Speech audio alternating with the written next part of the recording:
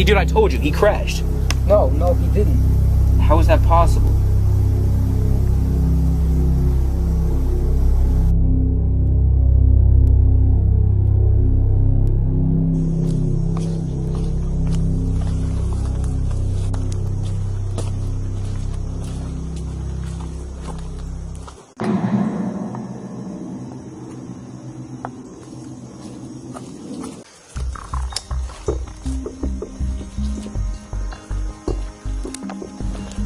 What do we have here?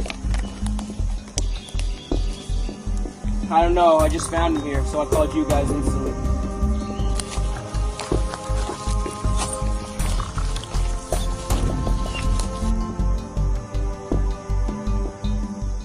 He's wearing a motorcycle gear and everything. It looks like he crashed.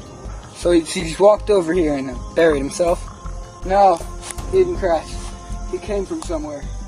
Yeah, dirt on his shoes is a clay-based material normally found at motorcycle tracks and it's fairly fresh, so he had been racing recently.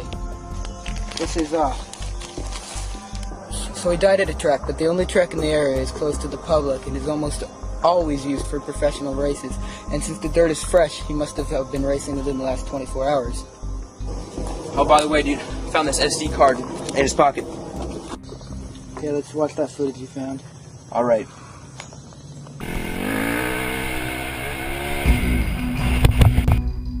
See, dude, I told you, he crashed. No, he didn't. How is that possible? Well, I found this wet motocross website that has live footage of the race and it contradicts the footage on the GoPro. It means that he didn't crash. Yeah, but the live stream could have been loot from an earlier lap. It could have, but the results for cause of death were collapsing of the rib cage in reaction to massive blunt force trauma from the rear. That sounds like a crash to me. Normally that would make sense, but the force came from behind, which is not common when you're traveling forward at extremely high speeds. So what did he get hit by? Possibly a vehicle, but the injuries don't match up with a car. There would have to be one specific area that was impacted first, and that would have caused the most damage. But he was hit everywhere from behind at the same time. So what does it mean? It means we don't know what we're looking for. So what now? Start looking. Why are we at my house? I don't know yet. We're gonna find out.